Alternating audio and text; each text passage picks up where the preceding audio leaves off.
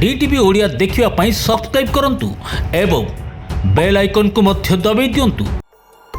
चीन सहित एबे कथबार्ता जारी रही किंतु यह बारंबार फेल मारुछि कारण सीमार बारंबार आक्रमण करने को पछौ नहीं चीन।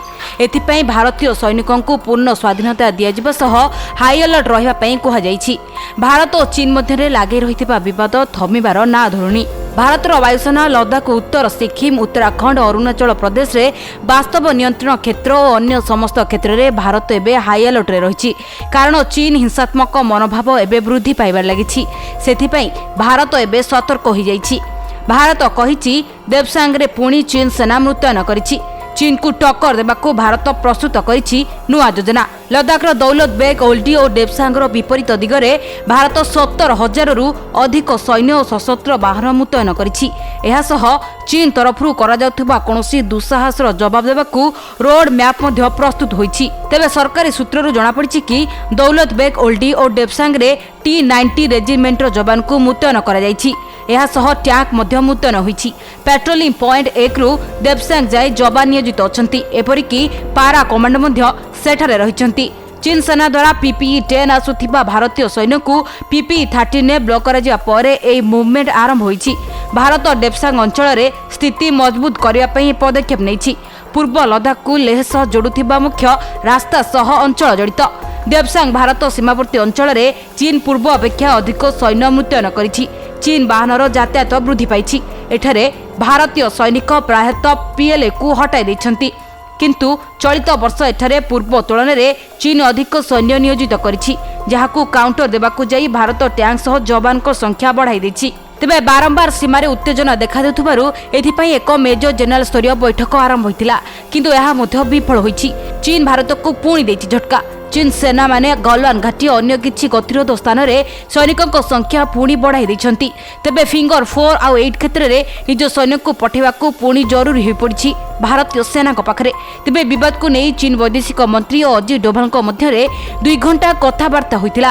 तेबे सीमार भारत सैन्य माने रहितबा सूचना मिलिथबा बेले सेठारे भारतीय सेना को हाई अलर्ट रे रहिबाकू कुहा जाइछि। तेबे थिंक टैंक सूत्रରୁ जणा पड़िछि कि अमेरिका, ऑस्ट्रेलिया, जापान परि देशगुड़िक बेजिंग विरोध में मेली गठन निमंते भारत को सुजोग देथिले। तेबे भारत एकाकी चीन विरोध में सबु मुकाबिला करने को निजर सामर्थ्य देखाइछि। प्रत्येक प्रसंग में भारत कौनसी विदेशी शक्तिर सहायता न नहीं एकाकी मुकाबिला करने को बाहरी थिबा चीन को हचकत कर देछि। पूर्व लद्दाख घटना परे भारत चीन मध्य विभिन्न पर्यायर आलोचना होइछि। एथिरे किछि भल फल मध्य मिलिछि। तेबे दुई देशर सेना किछि विवादीय स्थानरू पछकु हटिछंती किंतु एबे भी चीन सेना देवसांग, गोरा और पिंगर अंचल में मुतयन अछंती। यूरोपीय foundation of south Asian study पक्षरु एक समीक्षा रे कहा जायछि जे पेंगोक रे चीन सेना फिंगर 2, फिंगर 5 पर्यंत पछकु फेरिछंती मात्र रिज लाइन ने सेमाने अटकी जाइछंती। भारत फिंगर 5 रु चीन सेना फिंगर 8 पर्यंत फेरिबाकू जिद धरि बसिछि। चीन सेना पूरा पछकु न हटिबा पर्यंत भारत पछकु फेरिबो नाही बोली स्पष्ट कर दैछि। 2017 रे डोकलाम परि ड्रैगन सेनार आक्रमणात्मक मनोभाव विरोध में भारतीय राजनीतिक और सैन्य नेतृत्व जेतिकी दृढ़ता देखाइछंती ता चीन को विव्रत करिछि।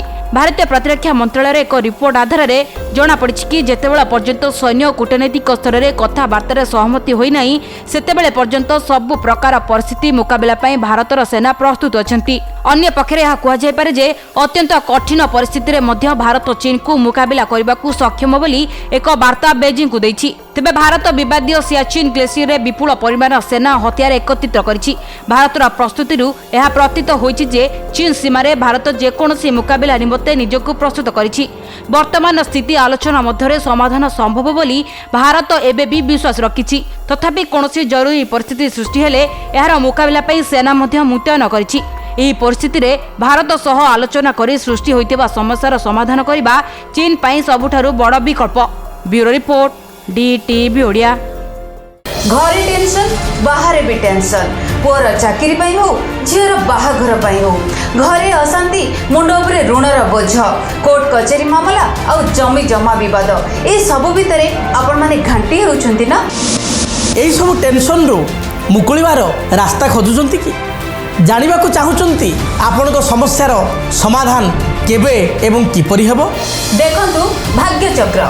आपण समस्त प्रश्नर उत्तर पाई परिबे आम कार्यक्रम भाग्यचक्र प्रति मंगलवार गुरुवार रविवार राति 9टारे केवल डीटीवी ओडिया रे। डीटीवी ओडिया देखिवा पई सब्सक्राइब करंतु एवं बेल आइकन को मध्य दबाई दियंतु।